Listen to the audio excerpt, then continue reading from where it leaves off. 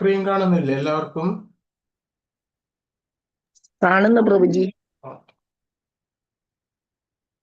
പറ്റുന്നുണ്ട്.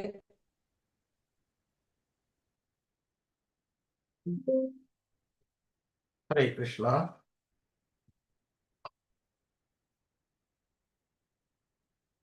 ഹരേ കൃഷ്ണ ഹരേ കൃഷ്ണ കൃഷ്ണ കൃഷ്ണ ഹരേ ഹരേ ഹരേ രാമ രാമ രാമ ഹരേ ഹരേ ഹരേ കൃഷ്ണ കൃഷ്ണ കൃഷ്ണ ഹരേ ഹരേ ഹരേ രാമ രാമ രാമ ഹരേ ഹരേ ഹരേ കൃഷ്ണ കൃഷ്ണ കൃഷ്ണ ഹരേ ഹരേ ഹരേ രാമ രാമ രാമ ഹരേ ഹരേ.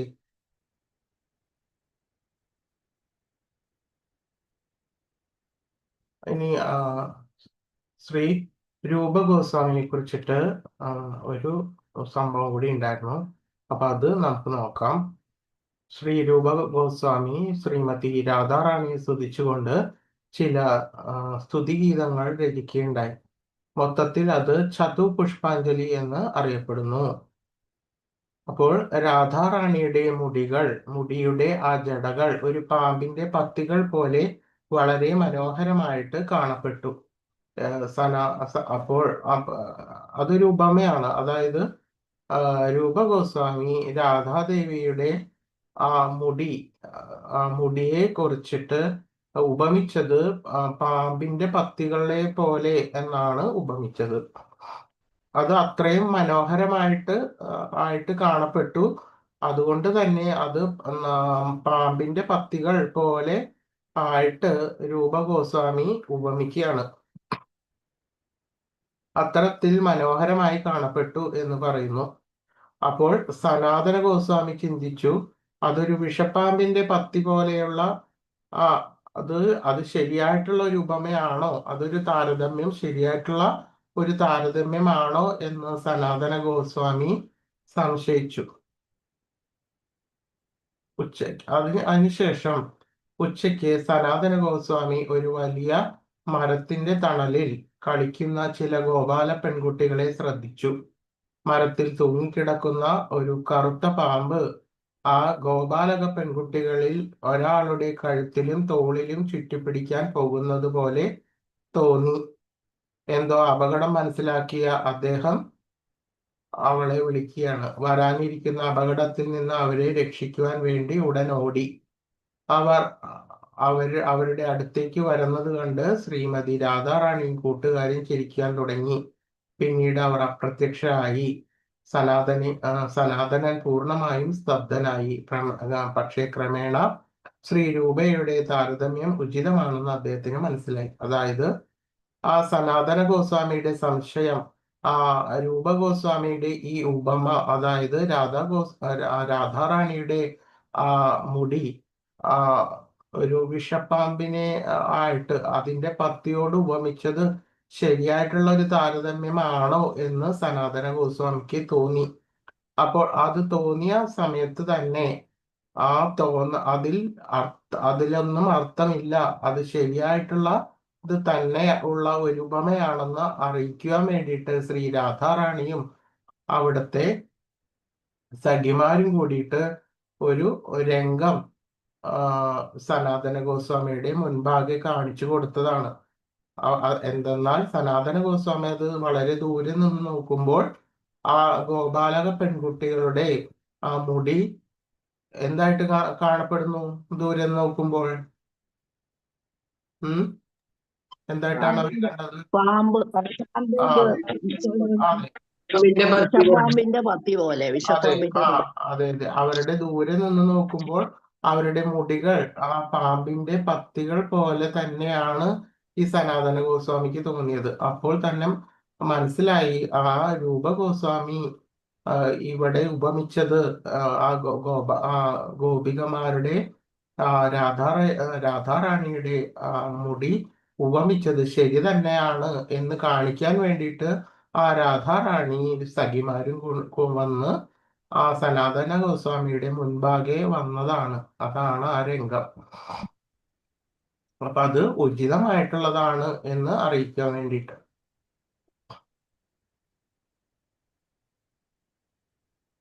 അടുത്തത് അദ്ദേഹം സനാതന ഗോസ്വാമി എഴുതിയിട്ടുള്ള ഒരു പുസ്തകം ഭക്തി രത്നാകര ശ്രീ സനാതന ഗോസ്വാമിയുടെ ഈ പറയുന്ന പുസ്തകങ്ങളെ പരാമർശിക്കുന്നു.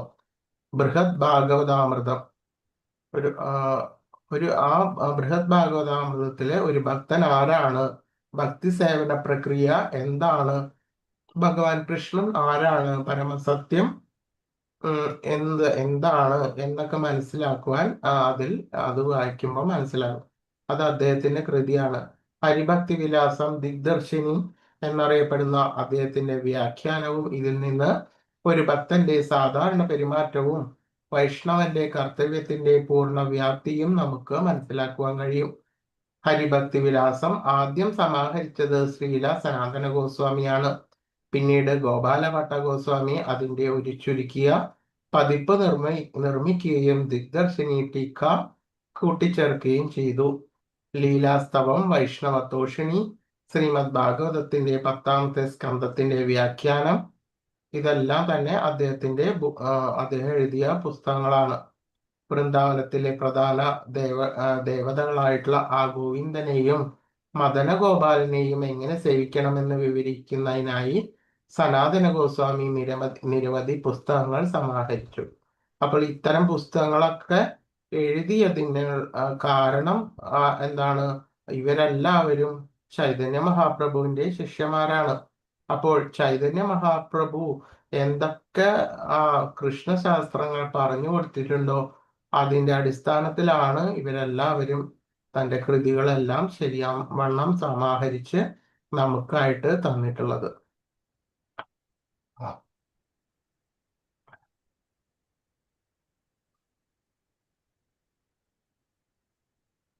സനാതന ഗോസ്വാമിയുടെ ശരീരത്തിലൂടെ ഭഗവാൻ ചൈതന്യ മഹാപ്രഭു ചെയ്യാൻ ആഗ്രഹിച്ച ചില പ്രവർത്തനങ്ങൾ ഇവയാണ്: സംബന്ധം, ആഭിധേയം, പ്രയോജനം എന്നിവ സ്ഥാപിക്കൽ. സംബന്ധം, ആഭിധേയം, അതായത് കൃഷ്ണനുമായിട്ടുള്ള ആ ബന്ധം സ്ഥാപിക്കൽ. പ്രയോജനം, സർവകർമ്മങ്ങളും ഏത് രീതിയിലാ ഭഗവാനെ ഏത് രീതിയിലേക്ക് എത്തിക്കണം എന്നുള്ള രീതിയിൽ ഉള്ള ഭഗവാനുമായിട്ടുള്ള ആ ബന്ധം എങ്ങനെ സ്ഥാപിക്കാം എന്നുള്ളതെല്ലാം തന്നെ ചൈതന്യ മഹാപ്രഭു അദ്ദേഹത്തിന് നിർദ്ദേശിച്ചു. അതിൻ പ്രകാരമാണ് അദ്ദേഹം തന്റെ കൃതികളിൽ ഇതെല്ലാം എഴുതിയതും ഇതെല്ലാം സ്ഥാപിച്ചതും. എന്തെന്നാൽ സംബന്ധം, ആഭിധേയം, പ്രയോജനം എന്നിവ. വൈഷ്ണവ ആചാരം, എങ്ങനെയാണ് ഒരു വൈഷ്ണവൻ ആചരിക്കേണ്ടത് എന്നെല്ലാം വിശദീകരിക്കൽ. വിധിമാർഗം, രാഗമാർഗം. വിധിമാർഗം എന്ന് പറഞ്ഞാൽ വൈഷ്ണവ തത്വം, അതായത് പഞ്ചരാത്രം മുതലായിട്ടുള്ള തത്വങ്ങൾ, പൂജാവിധികൾ, ഇതെല്ലാം അനുസരിച്ച് വൈഷ്ണവ ആരാധന വിധിപ്രകാരം നടത്തുന്ന രീതി, അതാണ് വിധിമാർഗം. രാഗമാർഗം എന്ന് പറഞ്ഞാല് അതിനുശേഷം അതിന് മുകളിൽ ഒരു പടി കൂടി കടന്നിട്ട് ആ രാഗമാർഗം, ഭാവമാർഗം, അതായത് ഈ ഭഗവാനോട് ഗോപികമാർക്കുള്ള ആ രാഗഭാവം, അതാണ് രാഗമാർഗം എന്ന് പറയുന്നത്. അതായത് പൂർണ്ണമായിട്ടും ആ ഭഗവാനോടുള്ള സമർപ്പണം, പ്രേമസേവ, ഇതെല്ലാം തന്നെ ആ വിധിമാർഗത്തിൽ നിന്ന് കുറേയും കൂടി ഉന്നതമായിട്ടുള്ള ഒരു തലമാണ് രാഗമാർഗവും പ്രേമസേവയും. ഇതിൽ കൂടെ തന്നെ വ്യത്യസ്ത മഠങ്ങളിലും മന്ദിരങ്ങളിലും ദേവതകളെ ആരാധിക്കുക, ആരാധിക്കുന്നത് സ്ഥാപിക്കുക. അപ്പോൾ ആ കാലത്തെല്ലാം വൃന്ദാവനത്തിൽ തന്നെയും പല വിധത്തിലുള്ള അദ്ദേഹത്തിന്റെ മുൻകാലങ്ങളിൽ, അതായത് മുസ്ലിം ഇൻവേഷൻസ് വന്നപ്പോൾ പല ആരാധനാലയങ്ങളും തച്ചുടച്ചു പോയിട്ടുണ്ട്. അങ്ങനെ പോയി കൃഷ്ണന്റെ ക്ഷേത്രങ്ങളെല്ലാം. അതിനുശേഷം സനാതന ഗോസ്വാമി അതുമാതിരി ചൈതന്യ മഹാപ്രഭുവിന്റെ ശിഷ്യന്മാർ വന്നിട്ട് ഇത്തരത്തിലുള്ള മന്ദിരങ്ങളെല്ലാം പുനഃസ്ഥാപിക്കുകയും ഭഗവാന്റെ ആരാധന പിന്നീട് തുടങ്ങി വയ്ക്കുകയും ചെയ്തു. അപ്പോൾ അത് തുടങ്ങി വയ്ക്കുന്ന സമയത്ത് ശരിയായിട്ടുള്ള ആ വൈഷ്ണവ തത്വങ്ങളിൽ നിന്ന് വ്യതിചലിക്കാതെ ഭഗവാന്റെ സംബന്ധം, ആഭിധേയം, വിധിമാർഗം, രാഗമാർഗം, പ്രേമസേവ, ഇതെല്ലാം തന്നെ വളരെ വ്യക്തമാക്കി അദ്ദേഹം നിർദ്ദേശിച്ചു എല്ലാവർക്കും. അതേപോലെ തന്നെ നഷ്ടപ്പെട്ടതോ മറഞ്ഞിരിക്കുന്നതോ ആയ തീർത്ഥങ്ങളെ വെളിപ്പെടുത്തുക. ഇതേപോലെ കുറെ കാലക്രമേണ അവിടുത്തെ, അതായത് വൃന്ദാവനത്തിലെ മറഞ്ഞിരിക്കുന്ന തീർത്ഥസ്ഥാനങ്ങൾ വളരെ കാലം കഴിഞ്ഞപ്പോൾ ആൾക്കാർക്ക് എന്തായി, കുറെയൊക്കെ ആക്രമണത്തിലും എന്താ കാലക്രമേണ തീർത്ഥസ്ഥാനങ്ങളെല്ലാം മറന്നുപോയി ആളുകൾ. അപ്പൊ അതെല്ലാം വെളിപ്പെടുത്തുക എന്നതാണ് അദ്ദേഹത്തിന്റെ ദൗത്യം. യുക്തവൈരാഗ്യ പ്രക്രിയ വികസിപ്പിക്കുക. എന്താണ് യുക്തവൈരാഗ്യം? എന്താണ് യുക്തവൈരാഗ്യം? എന്താണ്, പറയൂ. യുക്ത വൈരാഗ്യം മീൻസ് മെറ്റീരിയൽ ആയിട്ടുള്ളതെല്ലാം ഭഗവാന് വേണ്ടി ഉപയോഗിക്കുന്നല്ലേ പ്രതി? അതെ അതെ യൂസ്ഫുൾ അതെ അതെ അതെ. കുമുദമാതാജി വന്നിട്ടില്ലേ ഇന്ന്? ഇല്ല. അപ്പോൾ യുക്തവൈരാഗ്യം എന്ന് പറഞ്ഞാല് സർവം നമുക്ക് കിട്ടിയിരിക്കുന്ന എന്തൊക്കെ തരത്തിലുള്ള പദാർത്ഥങ്ങളാണോ അതെല്ലാം തന്നെ ഭഗവാന്റെ ആരാധനയ്ക്ക് വേണ്ടിയിട്ട് സമർപ്പിക്കുക എന്നതാണ് യുക്തവൈരാഗ്യം. ശുദ്ധമായ ഉണ്ട്. എന്താണ്, പറയൂ. കുമുദമാതാജി ഉണ്ട്. ഓക്കെ. യുക്തവൈരാഗ്യ പ്രക്രിയ വികസിപ്പിക്കുക. ശുദ്ധമായ വൈഷ്ണവ പ്രവർത്തനങ്ങളുടെ പഠിപ്പിക്കലുകൾ പ്രചരിപ്പിക്കുക. അപ്പോൾ ശരിയായിട്ടുള്ള വൈഷ്ണവ തത്വം അത് അത് പഠിപ്പിക്കൽ, അത് ടീച്ച് ചെയ്യുക മറ്റുള്ള സാധാരണ ജനങ്ങളെ. അതെന്താന്ന് പറഞ്ഞു കഴിഞ്ഞാല് ശുദ്ധമായിട്ടുള്ള വൈഷ്ണവ തത്വങ്ങളല്ലാതെ പലതരത്തിലുള്ള അപതത്വങ്ങൾ, അതായത് എന്താ തോന്നുംപടിയുള്ള കെട്ടിച്ചമച്ച തരത്തിലുള്ള വൈഷ്ണവ പ്രസ്ഥാനങ്ങൾ പലതും ആ സമയത്ത് ഉണ്ടായിരുന്നു. അതുകൊണ്ടാണ് ഈ ശുദ്ധമായ വൈഷ്ണവ തത്വം എന്നുള്ളത് എടുത്തു പറയുന്നത്. അപ്പോൾ അതിൽ നിന്നെല്ലാം മാറി എങ്ങനെയാണോ ആ ഭാഗവതത്തിലും ഭഗവത്ഗീതയിലും ഭഗവാൻ സ്ഥാപിച്ച ശരിയായിട്ടുള്ള ആ പരമമായിട്ടുള്ള ആ ധർമ്മം എന്താണോ, ശരിയായിട്ടുള്ള കൃഷ്ണശാസ്ത്രം, ആ ചൈതന്യ മഹാപ്രഭു ആൾക്കാരിൽ കൂടെ പ്രബോധിച്ച ഉപദേശിച്ച ആ കൃഷ്ണശാസ്ത്രം എന്താണോ അത് തന്നെ ആ സാധാരണ ജനങ്ങളിലേക്ക് എത്തിക്കുക എന്നതാണ് ഇവരുടെ എല്ലാം ദൗത്യം. വൃന്ദാവന മേഖലയിലെ ആദ്യത്തെ ദേവതയായ മദനമോഹനനെ അദ്ദേഹം സ്ഥാപിച്ചു. അതായത് മദനമോഹന പ്രതിഷ്ഠ എന്ന് പറയുന്നത് വളരെ ഇമ്പോർട്ടൻ്റ് ആണ് വൃന്ദാവനത്തിൽ. എന്തെന്നാൽ അത് വളരെ പുരാതനമായിട്ടുള്ള ഒരു പ്രതിഷ്ഠയാണ് മദനമോഹന പ്രതിഷ്ഠ. അത് വളരെ പുരാതന കാലം മുതലേ ഉള്ളതാണ്. എങ്കിൽ പോലും ചില മുസ്ലിം ആളുകൾ ആ ക്ഷേത്രം തകർത്തിരുന്നു. ക്ഷേത്രം തകർത്തു. വിഗ്രഹം പൂജാരിമാർ മാറ്റിവെക്കുക എന്താണ് ചെയ്തത്. അത് പിന്നീട് ഇന്നവേഷൻ പുതുതായിട്ട് റിനോവേറ്റ് ചെയ്തത് സനാതന ഗോസ്വാമിയാണ്. നമുക്ക് ഇപ്പൊ പോയാലും അവിടെ ആ മദനമോഹന പ്രതിഷ്ഠയും ക്ഷേത്രവും എല്ലാം ഇപ്പോൾ നമുക്ക് കാണാൻ വേണ്ടിയിട്ട് സാധിക്കും.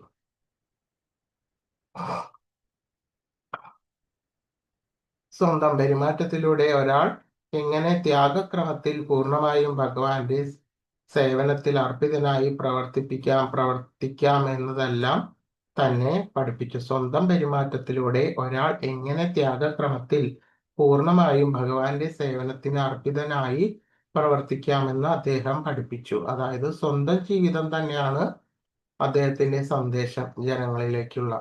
എങ്ങനെയാണ് പൂർണ്ണമായിട്ടും ഭഗവാനെ സേവിക്കേണ്ടത് എന്ന് അദ്ദേഹത്തിന്റെ ജീവിത രീതി നോക്കി തന്നെ നമുക്ക് പഠിക്കുവാൻ വേണ്ടിയിട്ട് സാധിക്കും. വൃന്ദാവനത്തിൽ തന്നെ ഇരുന്നു കൊണ്ട് ഭക്തിപൂർവം സേവനം അനുഷ്ഠിക്കേണ്ടത് എങ്ങനെയാണെന്ന് അദ്ദേഹം സ്വന്തം മാതൃകയിൽ പഠിപ്പിച്ചു.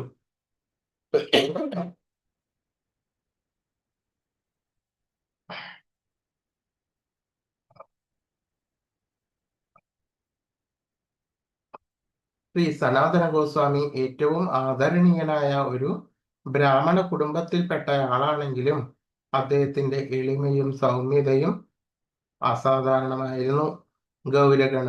ഗണോദ്ദേശ ദീപികയിൽ ശ്രീ സനാതന ഗോസ്വാമിയെ കുറിച്ചിട്ട് വിവരിച്ചിട്ടുണ്ട്. അദ്ദേഹം മുമ്പ് രതിമഞ്ജരി അല്ലെങ്കിൽ ചിലപ്പോൾ ലവാംഗമഞ്ജരി എന്ന് അറിയപ്പെട്ടു. അതായത് അദ്ദേഹം ഈ ഭൂമിയിൽ ജന്മമെടുക്കുന്നതിന് മുമ്പായി ഭഗവാൻ ശ്രീകൃഷ്ണൻ ഈ ഭൂമിയിലെ അവതരിച്ചപ്പോൾ ആ സമയത്ത് അദ്ദേഹം രാധാറാണിയോടൊപ്പം രതിമഞ്ജരി അല്ലെങ്കിൽ ലവാംഗമഞ്ജരി ആയിട്ട് ആണ് ഇവിടെ ഈ ഭൂമിയിലേക്ക് മുൻപത്തെ ജന്മം എത്തിയിട്ടുള്ളത് എന്നാണ് പറയപ്പെടുന്നത് എന്ന് ചൈതന്യ ചരിതാമൃതത്തിലെ ആദിലീലയില് ഉണ്ട്.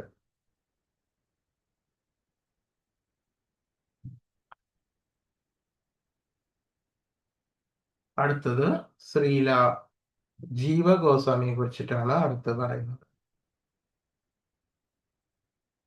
അതായത് ജീവഗോസ്വാമി എന്ന് പറയുന്നത് രൂപഗോസ്വാമിയുടെയും സനാതന ഗോസ്വാമിയുടെയും അനന്തരവൻ, അതായത് അവരുടെ സഹോദരന്റെ പുത്രനാണ് ജീവഗോസ്വാമി. അതായത് മുമ്പ് നമ്മൾ പറഞ്ഞിരുന്നു, ഒരു അനുപമ എന്ന് പറഞ്ഞിട്ടുള്ള ഒരു വ്യക്തിയെ കുറിച്ചിട്ട് പറഞ്ഞായിരുന്നു, ഒരു സഹോദരനെ. ഇവർ രണ്ടുപേരുടെയും സഹോദരനായിരുന്നു അനുപമ. ആ അനുപമയുടെ പുത്രനാണ് ജീവഗോസ്വാമി. ആ ജീവഗോസ്വാമിയുടെ ഗുരു ആണ് രൂപഗോസ്വാമി. ശ്രീ ജീവൻ കുട്ടിക്കാലത്ത് തന്നെ ശ്രീ രാമകൃഷ്ണ ദേവതകളെ ആരാധിച്ചു തുടങ്ങി. ചെറുപ്പം മുതലേ ജീവഗോസ്വാമിക്ക് ശ്രീമദ് ഭാഗവതം വളരെ ഇഷ്ടമായിരുന്നു. പിന്നീട് പിതാവ് ശരീരം ഉപേക്ഷിച്ചു. പിന്നെ അദ്ദേഹം സംസ്കൃതം പഠിക്കാൻ നവദ്വീപിലേക്ക് എത്തി. ശ്രീ നിത്യാനന്ദ പ്രഭുവിന്റെ പാത പിന്തുടർന്ന നവദ്വീപ് ധാമം മുഴുവൻ പ്രദക്ഷിണം ചെയ്തു. അപ്പൊ ഇന്നലെ എന്തായിരുന്നു ഒരു വിശേഷം? നിത്യാനന്ദ ത്രയോദശി. ഇന്നലെ നിത്യാനന്ദ ത്രയോദശി ആയിരുന്നു. അപ്പോൾ ഇവരുടെ എല്ലാം ഗുരുതുല്യനായിട്ടുള്ള ഇവരുടെ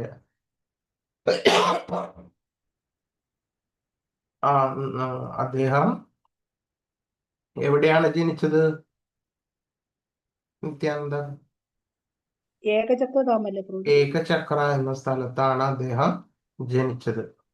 അവിടെ ഏകചക്ര ധാം, അവിടെ അദ്ദേഹത്തിന്റെ ക്ഷേത്രവും അദ്ദേഹം ജനിച്ച സ്ഥലങ്ങളെല്ലാം നമുക്ക് ഇപ്പോഴും പോയി കഴിഞ്ഞാല് കാണാവുന്നതാണ്.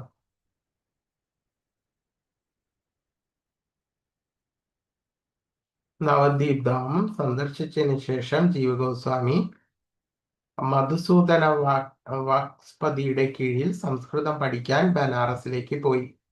ബനാറസിലെ പഠനം പൂർത്തിയാക്കിയ ശേഷം അദ്ദേഹം വൃന്ദാവനത്തിലേക്ക് പോയി.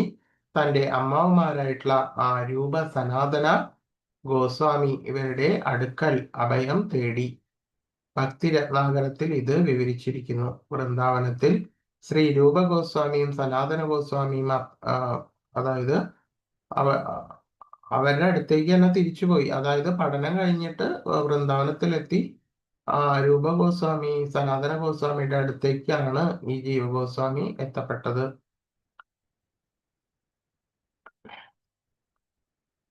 അതിനുശേഷം അവരുടെ കാലശേഷം, അതായത് അവർ ഈ ലോകത്തു നിന്ന് പോയതിനു ശേഷം ശ്രീ ജീവഗോസ്വാമി ബംഗാൾ, ഒറീസ, ലോകത്തിലെ മറ്റ് ഇന്ത്യയിലെ മറ്റ് ഭാഗങ്ങളിലെല്ലാം വൈഷ്ണവന്മാരുടെയും ആചാര്യനായിട്ട് മാറുകയാണ് ചെയ്തത്.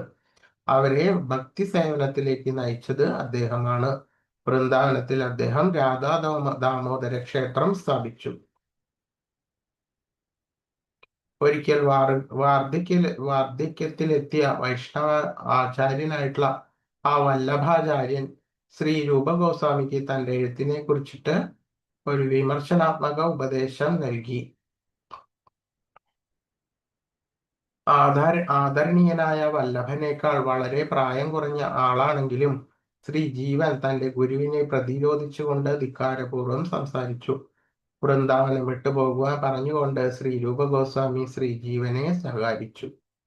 അപ്പോൾ അതായത് കൃതികളിൽ തമ്മിൽ എന്തെങ്കിലും വിമർശനാത്മകമായിട്ടുള്ള ഒരു വാദം ഉന്നയിച്ചു ജീവഗോസ്വാമി. അത് അവരുടെ ആ ഗുരുവിന് ഇഷ്ടപ്പെട്ടില്ല.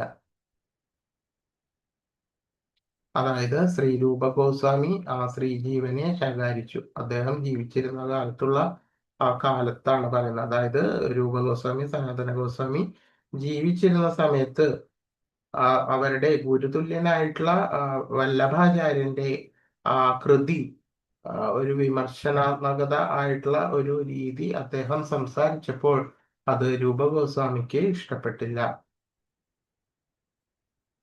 അത് ശ്രീജീവനെ അദ്ദേഹം ശകാരിച്ചു. നന്ദഘട്ടിലെ ഉപേക്ഷിക്കപ്പെട്ട ഒരു മുതലക്കുഴിയിൽ അതായത് ശ്രീരൂപയുടെ ഭജന കുടീരത്തിൽ നിന്ന് 45 മിനിറ്റ് അതിന്റെ അടുത്ത് താമസിച്ചിരുന്ന ജീവഗോസ്വാമി ഉപവാസം ആരംഭിച്ചു. യമുനയിലെ വെള്ളത്തിൽ കലർത്തിയ ഗോതമ്പ് മാവ് അദ്ദേഹം യാചിച്ചു കഴിച്ചു. അദ്ദേഹത്തിന്റെ കർശനമായിട്ടുള്ള ആത്മത്യാഗം കണ്ട സനാതന ഗോസ്വാമി അദ്ദേഹത്തെ ശ്രീരൂപ ഗോസ്വാമിയുടെ സേവനത്തിലേക്ക് തിരികെ കൊണ്ടുവന്നു. ശ്രീല പ്രഭുപാദർ ഒരിക്കൽ അഭിപ്രായപ്പെട്ടു, ശ്രീ ജീവഗോസ്വാമിയെ പഠിപ്പിക്കുകയോ ശിക്ഷിക്കുകയോ ചെയ്തിട്ടില്ല. അദ്ദേഹം പൂർണ്ണമായും മോചിതനും ഭഗവാൻ കൃഷ്ണന്റെ നിത്യസഹചാരിയുമാണ്. ഉപദേശാമൃതത്തിൽ താൻ എഴുതിയത് എല്ലാ ജീവജാലങ്ങളെയും പഠിപ്പിക്കുവാൻ രൂപ ഗോസ്വാമി ജീവഗോസ്വാമിയെ വൃന്ദാവനത്തിൽ നിന്ന് അയച്ചു. അതോ വചോവേഗം, മനസാക്രോധവേഗം, ജിഹ്വാവേഗം, ഉദരോപസ്ഥവേഗം, ഏതാൻ വേഗ പ്രതിവീംസ ഏതാൻ വേഗം. അതായത് ഒരു ഗുരുവിന്റെ യോഗ്യത എന്താണ്? അതായത് നമ്മളുടെ വാക്ക്, മനസ്സ്, മറ്റ് ശരീരത്തിലെ മറ്റ് ത്വരകൾ ഇതെല്ലാം അടക്കിയ ഒരാൾക്ക് മാത്രമാണ് ഒരു ഗുരുവായിട്ട് ഇരിക്കുവാൻ വേണ്ടിയിട്ട് യോഗ്യനായിട്ടുള്ളത്. അപ്പോൾ ആ ക്വാളിറ്റി മുഴുവനും ആ ജീവഗോസ്വാമിക്ക് ഉണ്ടായിരുന്നു. അപ്പോൾ ശരിയായിട്ടുള്ള രീതിയിൽ ആ ജീവഗോസ്വാമി ശിക്ഷിക്കുകയായിരുന്നില്ല. മറിച്ച് സ്വന്തം താല്പര്യത്തിലാണ് ജീവഗോസ്വാമി ഇത്തരത്തിലുള്ള ആ ത്യാഗപൂർണമായിട്ടുള്ള ഒരു ജീവിതം നയിച്ചത്. തന്റെ പ്രവൃത്തിയിലും സംസാരത്തിലും എപ്പോഴും വിനയം വേണം എന്നുള്ളതാണ്. അപ്പോൾ എന്താണ് ഇതിൽ നിന്ന് പഠിക്കുവാനുള്ളത്? എന്താണ്?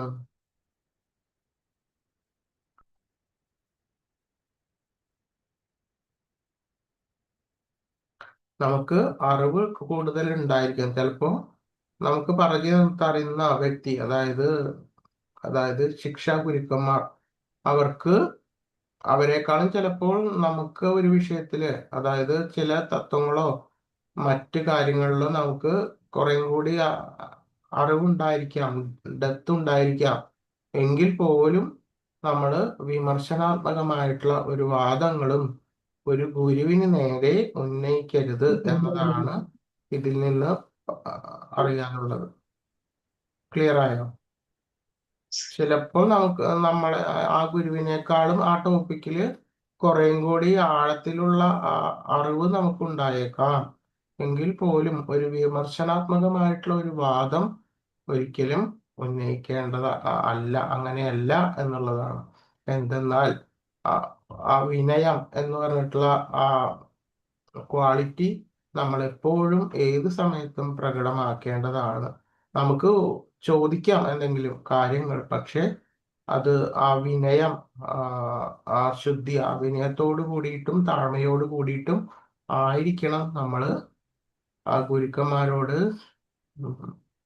ചോദിക്കാൻ, അതിനനുസരിച്ച് ഉത്തരം കമ്മ്യൂണിക്കേഷൻ ചെയ്യേണ്ടത് എന്നാണ് ഇതിൽ നിന്ന് മനസ്സിലാക്കേണ്ടത്.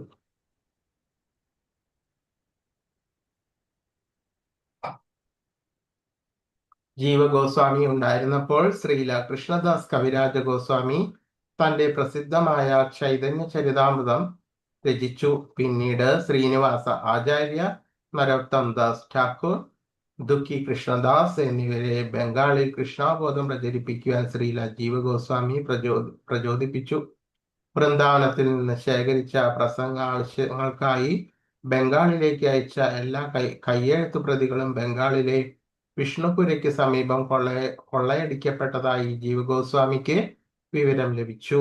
അദ്ദേഹം പിന്നീട് പുസ്തകങ്ങൾ കണ്ടെടുത്തതായി വിവരം ലഭിച്ചു. അന്ന് ഇതേപോലെ പ്രസ്സുകളൊന്നും ഉണ്ടായിരുന്നില്ല.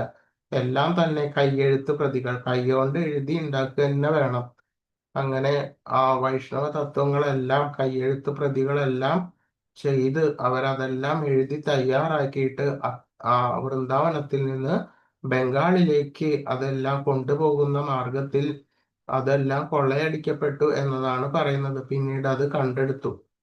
ശ്രീ ജീവ ഗോസ്വാമി ശ്രീനിവാസ ആചാര്യരുടെ ശിഷ്യനായിട്ടുള്ള രാമചന്ദ്രസേനയ്ക്കും രാമചന്ദ്ര ഇളയ സഹോദരൻ ഗോവിന്ദ കവിരാജ് എന്ന പദവി നൽകി. അതായത് ജീവ ഗോസ്വാമി ആ സമയത്ത് ഏറ്റവും പ്രമുഖനായിട്ടുള്ള ഒരു വൈഷ്ണവ ഗോസ്വാമിയായിരുന്നു. അദ്ദേഹം തന്റെ ശിഷ്യന്മാർക്ക് അതിനനുസരിച്ചിട്ടുള്ള ആ ബിരുദങ്ങളെല്ലാം നൽകുകയുണ്ടായി.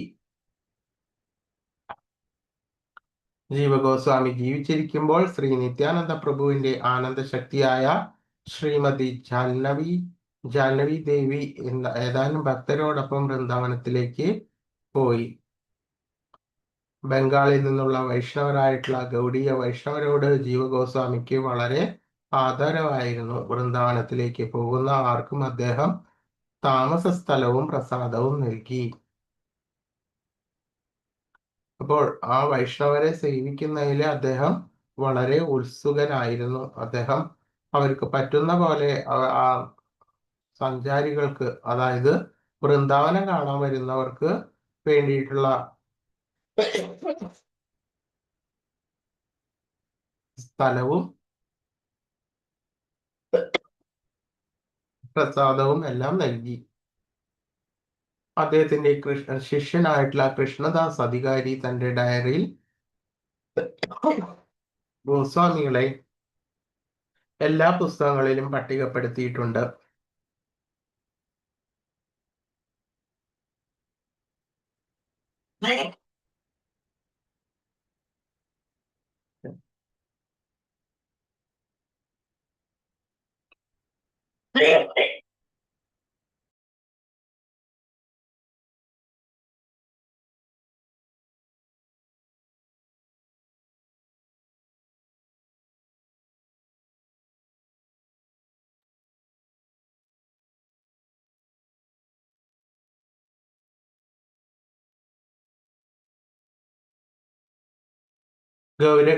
ഗണോദ്ദേശ ദീപികയിൽ ശ്രീല ജീവഗോസ്വാമി മുമ്പ് വിലാസമഞ്ജരി ഗോപിക എന്ന് പറയപ്പെട്ടു.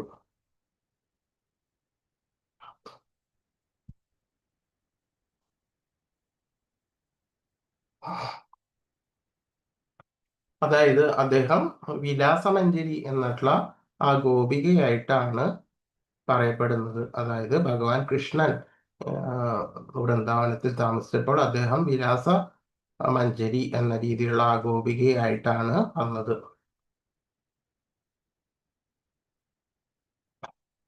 ശ്രീല ജീവഗോസ്വാമി കുറഞ്ഞത് 25 പുസ്തകങ്ങളെല്ലാം എങ്കിലും രചിക്കുകയും എഡിറ്റ് ചെയ്യപ്പെടുകയും ചെയ്തിട്ടുണ്ട്. അവയെല്ലാം വളരെയധികം ആഘോഷിക്കപ്പെടുന്നു. അവ താഴെ പറയുന്ന രീതിയിൽ പട്ടികപ്പെടുത്തിയിരിക്കുന്നു.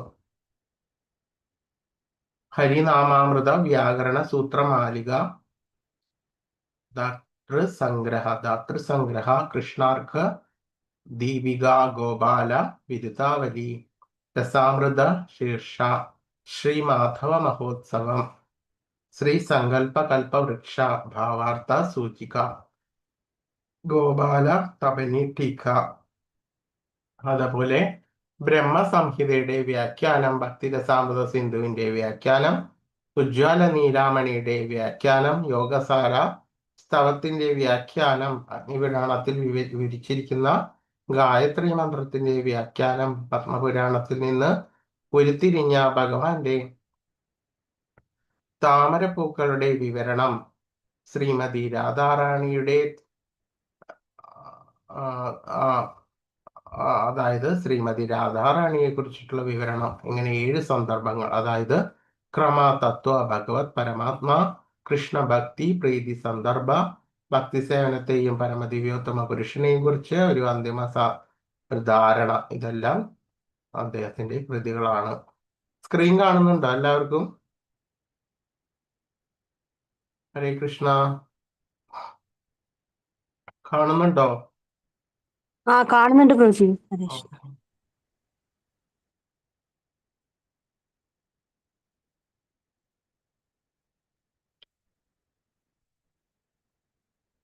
അടുത്തത് ശ്രീ ഗോപാലഭട്ട ഗോസ്വാമി. അദ്ദേഹത്തിനെ കുറിച്ചിട്ടാണ് അടുത്തത്.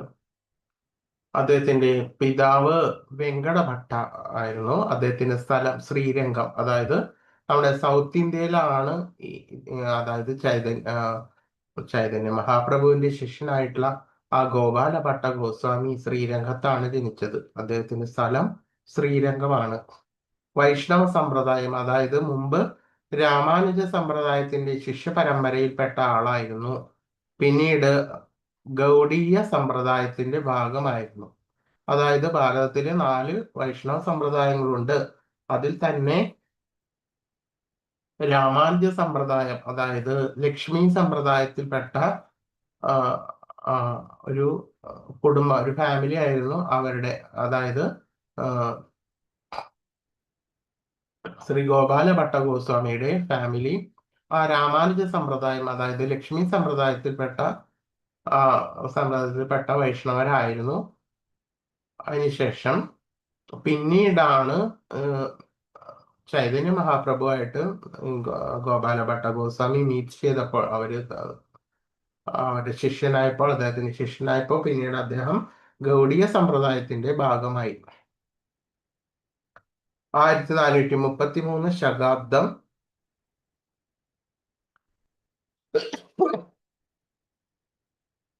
ദക്ഷിണേന്ത്യയിൽ പര്യടനം നടത്തുമ്പോൾ ഭഗവാൻ ചൈതന്യ മഹാപ്രഭു ചാതുർമാസ്യകാലത്ത് 4 മാസം വെങ്കടഭട്ടന്റെ വീട്ടിൽ താമസിച്ചു.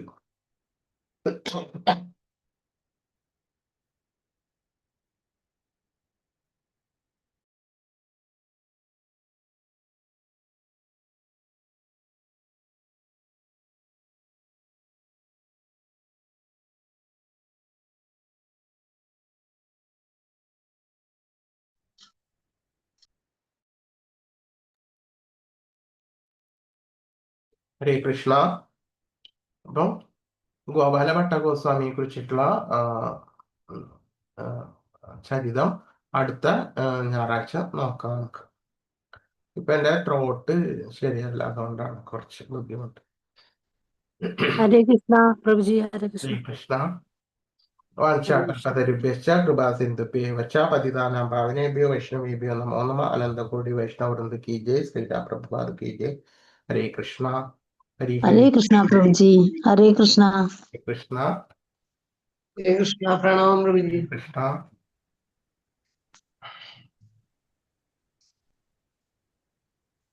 അപ്പൊ ഇതിൽ നിന്ന് എന്ത് മനസ്സിലായി നിങ്ങൾക്ക്?